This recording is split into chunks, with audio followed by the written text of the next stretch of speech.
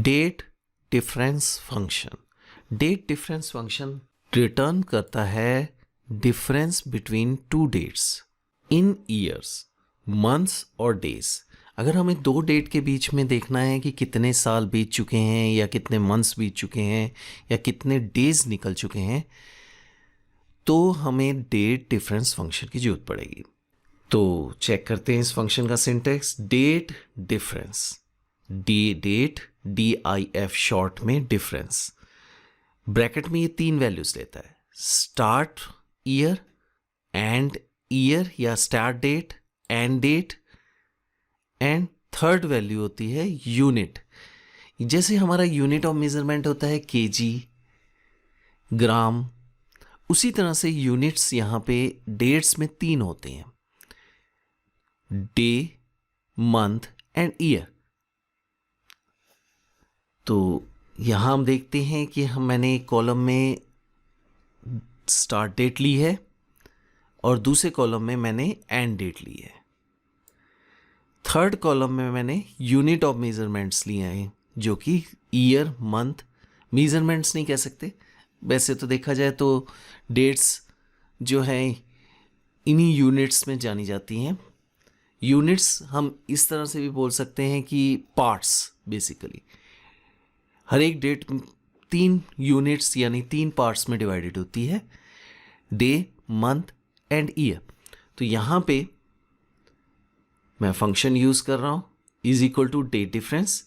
First value pass करी उसको date, starting date, फिर सेकेंड वैल्यू उसको पास करी C6 में, दैट इज एंड डेट, और थर्ड वैल्यू उसको जो पास करी वो है यूनिट।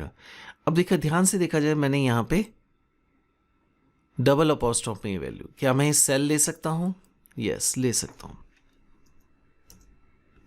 अब मैं इसी फॉर्मूले को या फंक्शन को कह सकते हैं कॉपी करता हूं नीचे, तो रिजल्ट्स वही आए। अब इन में ये सेल यूज हो रहे हैं यूनिट्स वाले।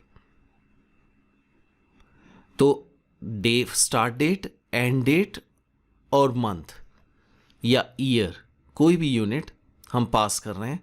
यहां पे ध्यान से देखा जाए तो यहां पे हमारा ईयर, मंथ और डेट की बजाय यूनिट ऑफ मेजरमेंट या units MD, YM and YD है।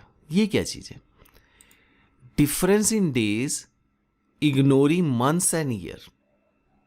क्या मतलब है?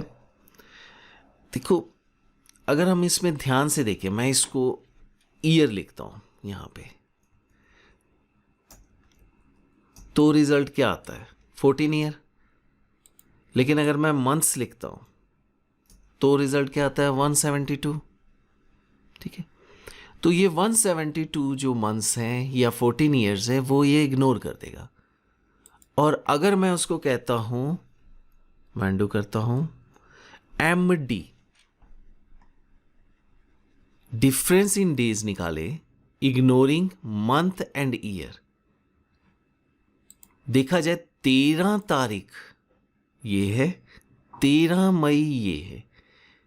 ठीक है, पूरा का पूरा देखा जाए तो मंथ्स ही निकलेंगे। 13 तारीख, 13 और 13 में कोई डिफरेंस निकला? 13 माइनस 13, कोई डिफरेंस नहीं 13 माइनस 13 में। अगर मैं इसकी डेट चेंज कर देता हूं यहां पे 15, तो क्या आएगा? 2 आएगा। तो डेज में कितना डिफरेंस हुआ? 2। मंथ्स एंड ईयर उसने इग्नोर कर दिए जो इन दो डेट के डिफरेंस में निकले। अब यहां देखिए Y and M, difference in months ignoring days and year. ध्यान से देखा जाए, जो सेकंड करेक्टर है वो ये निकाल रहा है D यानी डेज, M यानी month. Difference in months ignoring days and year, इन दो के बीच में कितने मंथ्स का डिफरेंस है? मई में से जनवरी गया तो मई 5 हो गया, जनवरी 1, तो डिफरेंस निकला क्या? 4। अगर अब हम नीचे देखें, डेज निकाल रहे हैं, डिफरेंस इन डेज, इग्नोर करें ईयर। ओके, इन्हीं मंथ्स नहीं इग्नोर करने, पूरे के पूरे संपूर्ण कंप्लीट ईयर्स जो इनके बीच के डिफरेंस में निकलेंगे। तो 19 में से 5 गए, 14 साल बीत चुके हैं, वो इग्नोर कर देगा। अब 15 मई और 15 जैन के बीच में डिफरेंस मान के चल रहे हैं, चाहे वो सेम ईयर के ये मंथ्स हो, तो क्या डिफरेंस लिखेगा? डेज में तो कोई डिफरेंस नहीं लग रहा, लेकिन मंथ्स अराउंड 4 बीत चुके हैं। तो 4 मंथ्स का कितना हो गया? Around 120 days. उसको चाहिए क्या? डेज में, क्योंकि ये देखो सेकंड करेक्टर इसका क्या है? डी, यानी डेज। तो date difference function, start, end date and unit, इन तीनों के बेस पे हमें डेज, मंथ या ईयर रिटर्न करता है, जो कि उन दोनों डेज के बीच में बीत चुके हैं, डेट्स के बीच में। Thank you.